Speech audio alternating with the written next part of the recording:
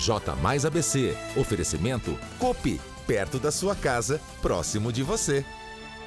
Supremo Tribunal Federal retira das mãos do juiz Sérgio Moro as delações contra Manteiga e Lula em relação a Odebrecht. São Bernardo entrega 10 novos ônibus no Jardim Irajá. Prefeituras da região desenvolvem ações em prol dos moradores em situação de rua. E ainda, Paraná Pesquisas faz nova consulta e aponta confronto entre Bolsonaro e Alckmin no segundo turno. Quarta-feira, 15 de agosto de 2018. Está no ar o J mais ABC.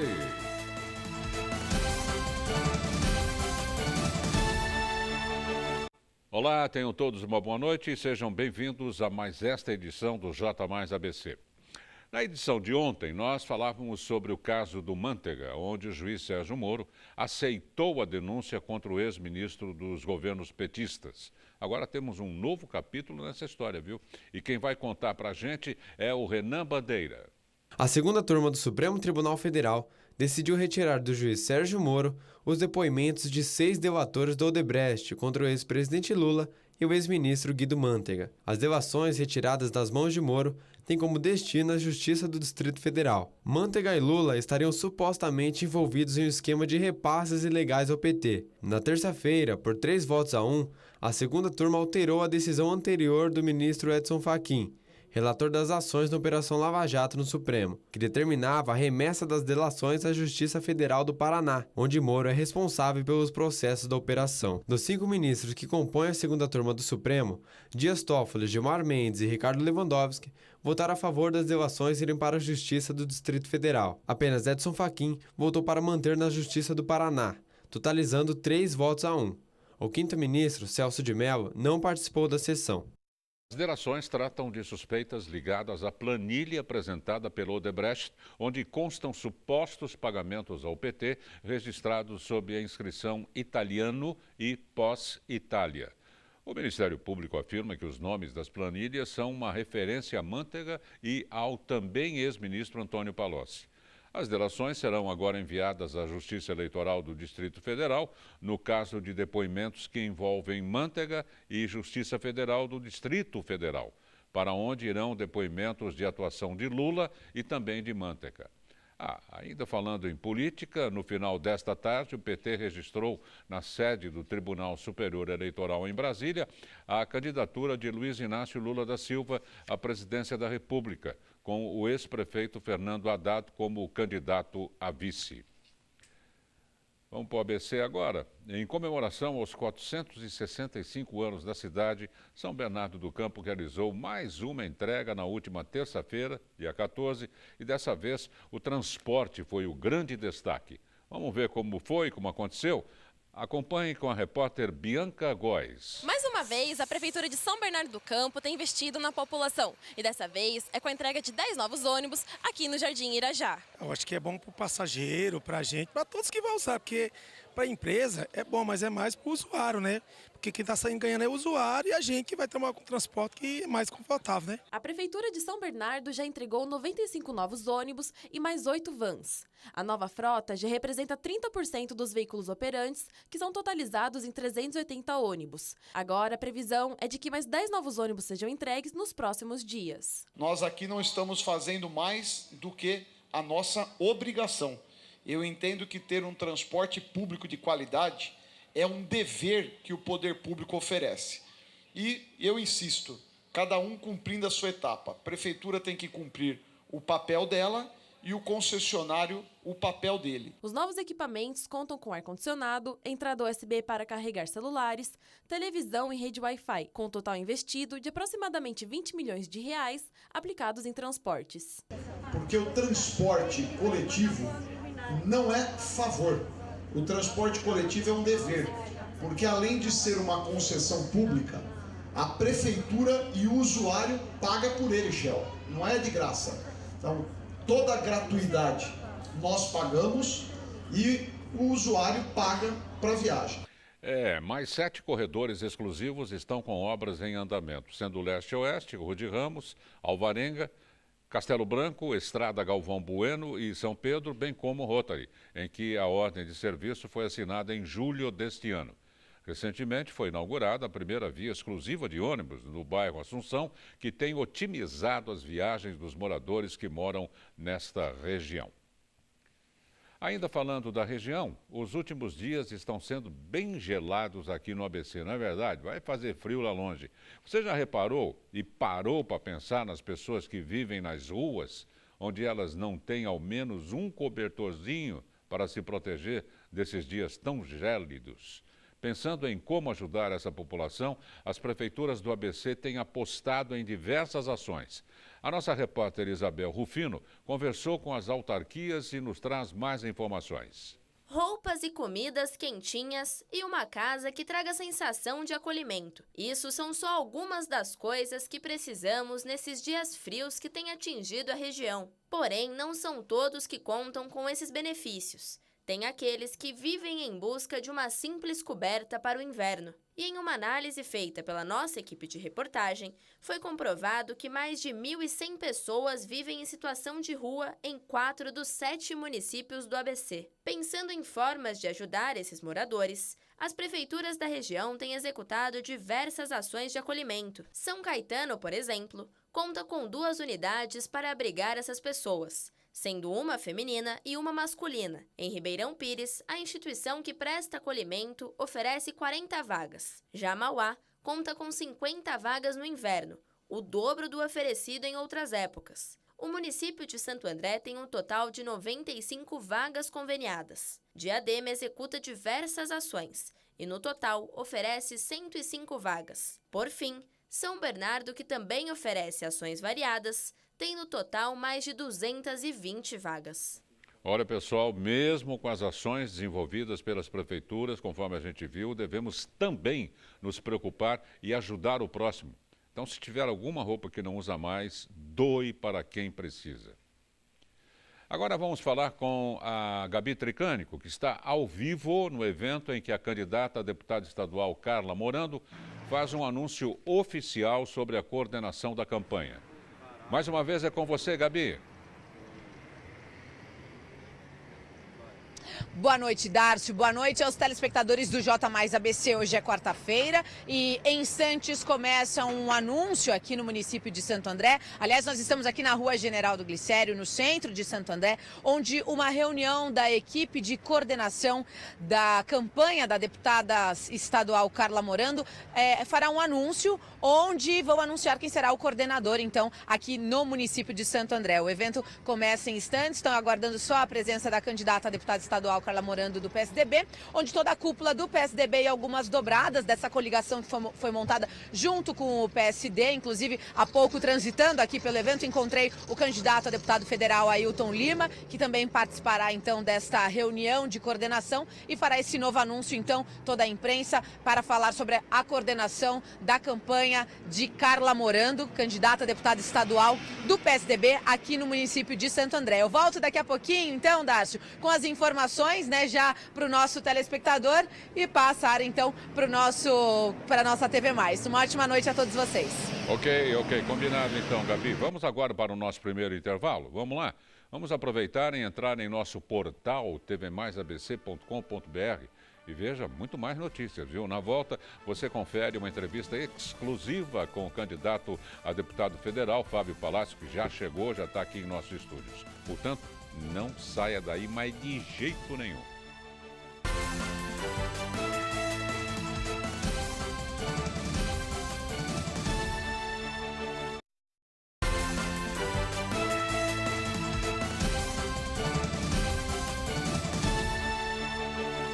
A Paraná Pesquisas, mais uma vez, foi às ruas ouvir a opinião da população sobre os candidatos à presidência da República. Mas vamos ver como ficaram as intenções de voto? Então, todo mundo, por gentileza, de olho no telão. No primeiro cenário, a pergunta foi a seguinte: se as eleições para presidente do Brasil fossem hoje e os candidatos fossem esses, em quem o senhor votaria? Com isso, Lula aparece em primeiro lugar, com 30,8% das intenções de voto. Em seguida, vem Jair Bolsonaro com 22%, acompanhado de Marina Silva, com 8,1%, e Geraldo Alckmin, com 6,6%. Os outros 9 candidatos totalizaram 13,8%. Não sabem em quem votar e não votaria em nenhum candidato, somam 18,9%. No segundo cenário, a pergunta foi a seguinte: se as eleições para presidente do Brasil fossem hoje e os candidatos agora fossem esses, em quem o senhor votaria? Nesse cenário, Jair Bolsonaro fica em primeiro, com 23,9% das intenções de voto. Em seguida, vem Marina Silva, com 13,2%, Ciro Gomes, com 10,2%, Geraldo Alckmin, com 8,5%. Os outros 9 candidatos acumulam juntos 14,5% das intenções de votos. Não sabem em quem votar e não votariam em nenhum candidato, totalizam 29,9%. Vamos para o terceiro cenário. A pergunta feita foi a seguinte: independente de em quem o senhor vai votar, em um eventual segundo turno para presidente do Brasil, quais seriam, em sua opinião, os 2 candidatos que iriam disputar o segundo turno?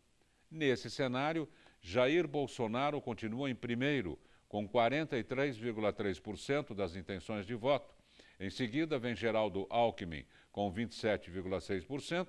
E, na sequência, aparece Ciro Gomes, com 21%, Marina Silva, com 20,7%. Os outros 9 candidatos atingem 25,4%. Não sabem em quem votar, 30,1%. E não votaria em nenhum candidato, somam 35,7%. Isso das intenções de voto. Bom, já que o tema é eleição e elas estão cada vez mais próximas, aliás, elas estão se aproximando a passos largos, vamos abrir nossa sessão de entrevistas dando continuidade ao tema e o candidato agora, hoje, aqui presente ao vivo, ele é candidato a deputado federal. Estamos recebendo Fábio Palácio, que está em nossos estúdios, repito, e vem falar sobre a candidatura e sobre a importância de ter um candidato da região na Câmara dos Deputados. Boa noite, Fábio. Obrigado por ter vindo. Boa noite, Darcio. Prazer muito grande em recebê-lo. Um prazer. Bom, antes de mais nada, Fábio, você está envolvido com a política desde muito cedo. Se filiou aos 16 anos ao Partido Liberal, pelo que consta, que é o atual Partido Republicano. Eu perguntaria qual a importância de entrar tão jovem para a política? Olha, Darcio, é algo que veio naturalmente. Naquela época eu já era líder de classe, fui um dos fundadores do Grêmio, depois fui me envolvendo no centro acadêmico da faculdade, militei no movimento estudantil. Já era algo que vinha naturalmente ao longo de todos os anos que a gente vinha ainda no período estudantil. Eu me filiei a um partido por acreditar que a política é o maior meio de transformação social. Muitas pessoas acabaram se dedicando em ONGs, acabaram se dedicando em trabalhos voluntários, e eu entendi sempre que, se você puder fazer a política da maneira correta, bem feita, você tem toda a condição de poder mudar a vida das pessoas. Foi por isso que desde cedo me filiei a um partido, disputei a minha primeira eleição já com 18 anos de idade, e com 22 anos eu estava na Câmara de Vereadores, trabalhando pela minha cidade. E lá ficou, porque você exerceu 12 anos de mandato, são 3 legislaturas, né? Como vereador, e já concorreu à Prefeitura de São Caetano, isso é importante. O que essa trajetória política pôde agregar nesse novo desafio que é ser deputado federal? Darcio, ao longo dos anos, eu trabalhei nesses 3 mandatos com 3 prefeitos diferentes. Eu atuei com o Tortorello, eu atuei com o Auríquio, eu atuei com o Paulo Pinheiro. E ao longo desse tempo eu aprendi muito do que se deve e o que não se deve fazer. E tive a oportunidade de, no último ano, ser secretário executivo do consórcio intermunicipal. E ali eu conheci ainda melhor a região do Grande ABC, as particularidades, temas que nós tratamos de uma maneira única, como, por exemplo, a questão habitacional. Quando você está no consórcio, você percebe a diferença das características de cada município e como esse tema tem que ser abordado e quais os investimentos necessários em cada uma das cidades. E aí nós temos temas complexos no ABC, como a mobilidade, que tem que envolver a regionalidade do ABC, o combate a enchentes, que também a gente tem que tratar de uma maneira única. Então, todas estas experiências me levaram a ter a convicção de que há necessidade de maior representação do Grande ABC, tanto na Assembleia Legislativa como na Câmara Federal. E por isso a possibilidade de ser hoje pré-candidato a deputado federal, para que a gente possa trazer mais investimentos e devolver ao Grande ABC o protagonismo que já teve no passado. Quer dizer que ser secretário executivo do consórcio intermunicipal do ABC e também a aproximação com o prefeito de São Bernardo do Campo te deu mais força para sair na corrida agora eleitoral. E qual seriam, com essa nova visão, essa visão mais aguçada que você tem da região como um todo, os principais problemas, ou cite 2 grandes problemas da região? Darcio, nós temos um principal problema da região, que é a devolução da capacidade produtiva do Grande ABC. O Grande ABC já foi uma grande potência exatamente por ter grandes empresas, grandes indústrias, a capacidade de empregabilidade com bons salários ao longo de todas as últimas décadas. Mas nós, ao longo dos últimos anos, perdemos isso, tanto por conta da crise econômica, mas por diversos fatores que impactam o desenvolvimento econômico da nossa região. Seja ele as enchentes, seja ele o problema de mobilidade, nós temos um problema sério de segurança no Grande ABC e todas essas questões acabaram atingindo o Grande ABC em cheio. Quando nós trabalharmos as questões paralelas, nós poderemos conseguir devolver ao Grande ABC a pujança. E quando você devolve a capacidade das famílias andarem com as suas próprias pernas, terem bons empregos, serem bem pagos por isso, nós fazemos com que o Grande ABC volte a respirar.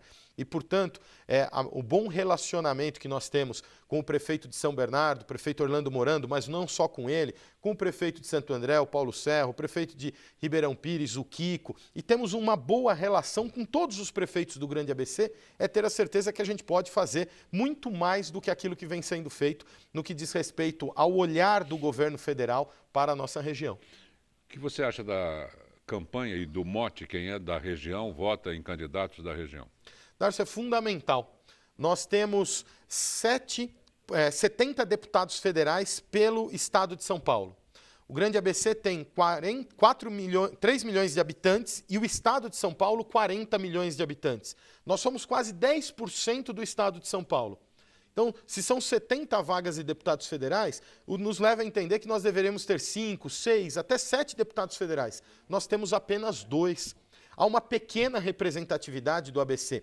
E, portanto, esta campanha que os veículos de comunicação no ABC, as TVs, os rádios, os jornais fazem para que a gente possa votar em candidatos do ABC é fundamental para que a gente possa devolver essa representatividade ao ABC, fazer novamente o governo federal, o governo do estado de São Paulo olhar para o ABC com protagonismo novamente. Nós temos condição de eleger muitos deputados a mais daqueles que nós temos. Por isso que eu sou a favor do voto distrital, para que o eleitor possa ter melhor conexão com as pessoas e com os deputados da região.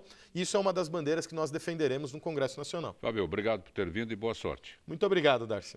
Bom, vamos agora para mais uma pausa. Dá uma passadinha em nosso Facebook, é TV Mais ABC, é facinho. E confira as notícias ali postadas. Na volta, você vai conferir mais informações sobre política regional. E a gente vai fazer isso em instantes. Até já!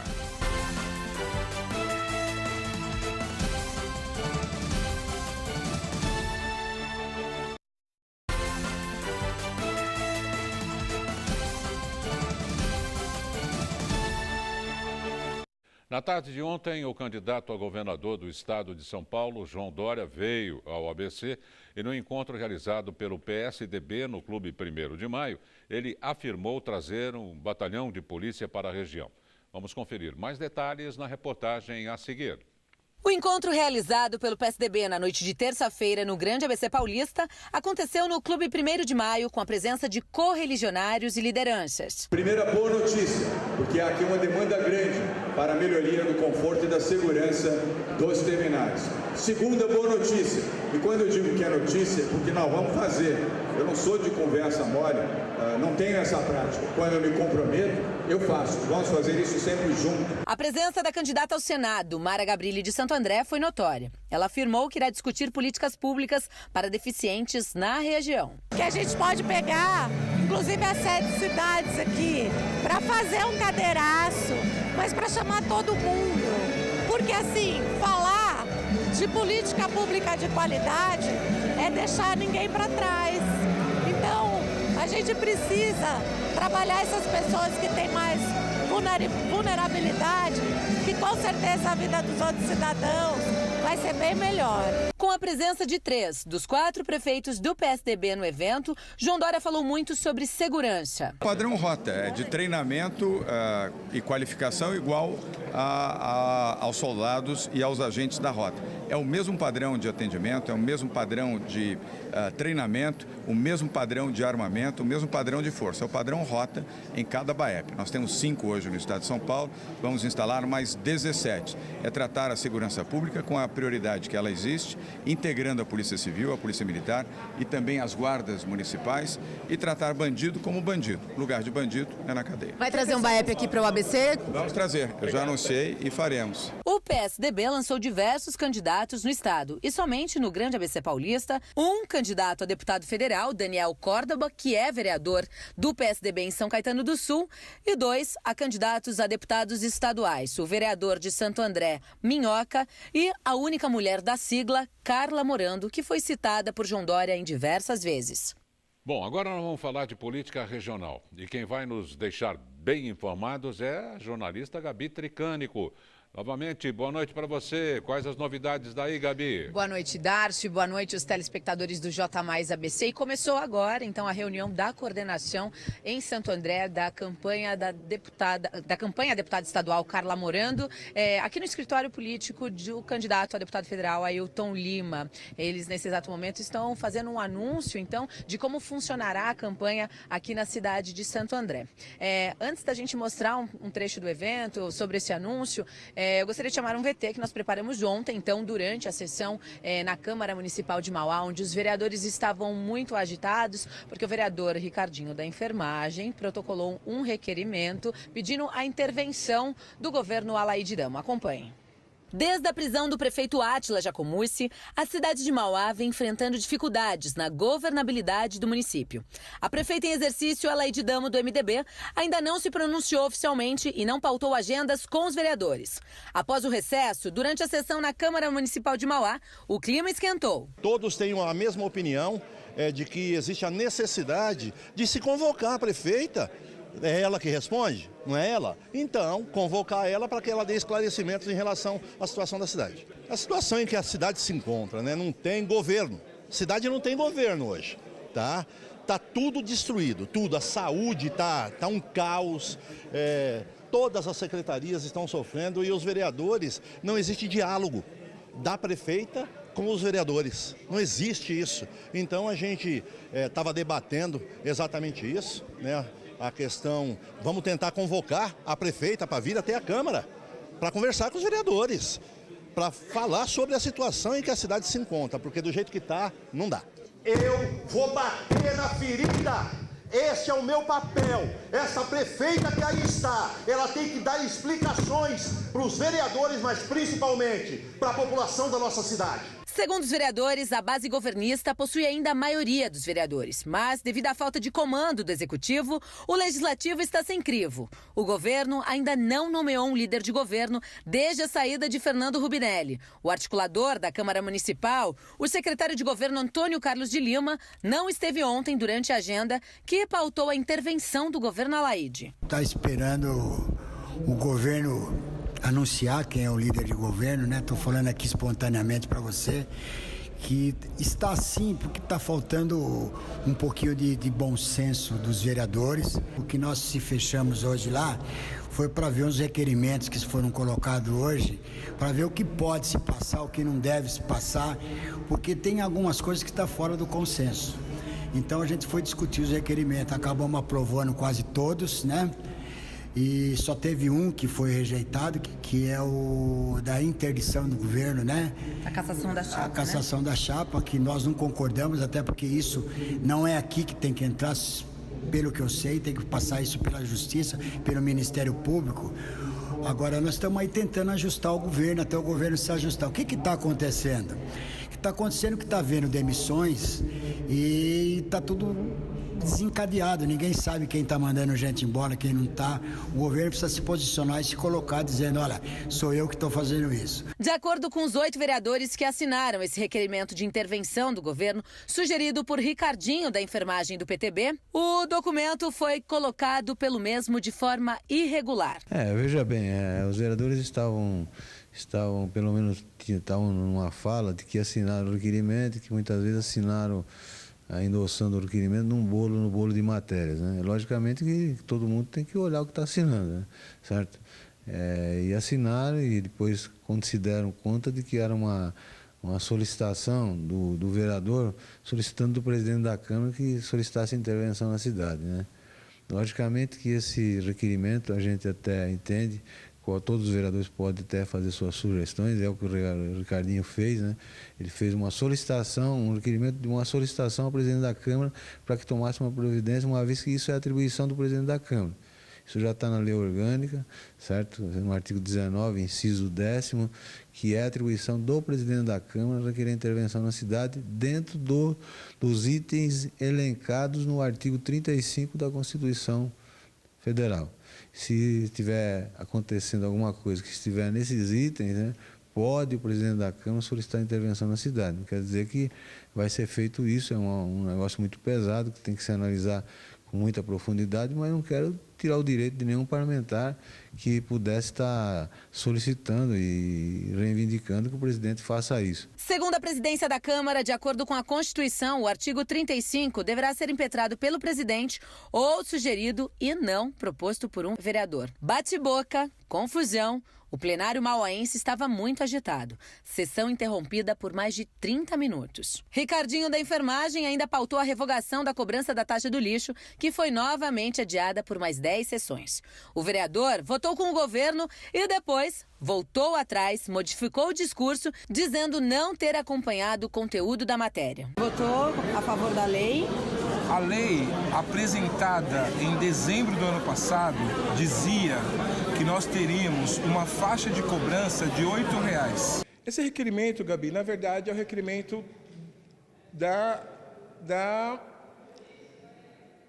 como posso dizer? Me fugiu a palavra agora.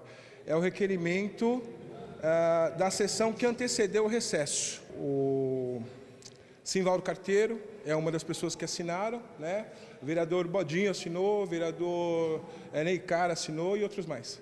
Quem mais? Eu não lembro agora, a cabeça, a gente está nessa correria toda aqui, mas são oito pessoas que assinaram com a gente. Nós estamos pedindo que se veja a forma de cobrança do requerimento feito pela prefeita. Só o formato de cobrança, não é a cobrança. A cobrança pode ser mantida. Você vai manter sua posição. A minha posição está mantida. Agora, os vereadores, num bloco de aproximadamente 17, solicitam mais transparência do governo mauaense e diálogo com o legislativo. Pergunto para você, morador, munícipe, você já viu na tua rua algum varredor de rua? Pois bem, R$600 mil o contrato com a Lara. E nesse exato momento, o prefeito Orlando Morando anuncia, então, a esposa de Paulinho Serra, Ana Carolina Barreto Serra, como a coordenadora da campanha, a deputada estadual Carla Morando, aqui no município de Santo André. Acompanhe. Nós dois iremos prefeito na mesma oportunidade e com a mesma sabedoria continuamos no mesmo projeto político. Agora, por Santo André, no caso dele, eu por São Bernardo, mas pelo ABC, né? Tanto no consórcio e agora nessa candidatura. E surpreso para quem poderia ter uma deputada, e digo isso com tranquilidade, a cidade tem tamanho, o mandato dele tem aprovação para isso, é fato. Pega cidades muito pequenas. Bem, antes de finalizarmos esta edição, vamos a uma notícia importante.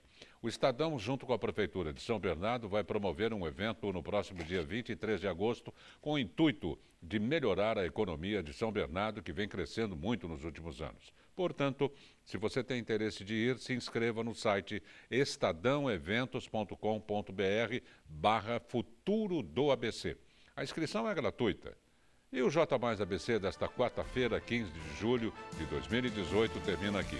Para você que perdeu ou quer rever a edição de hoje, claro, para começar o dia muito bem informado, você confere outra exibição do nosso telejornal, como de costume, à 00:30.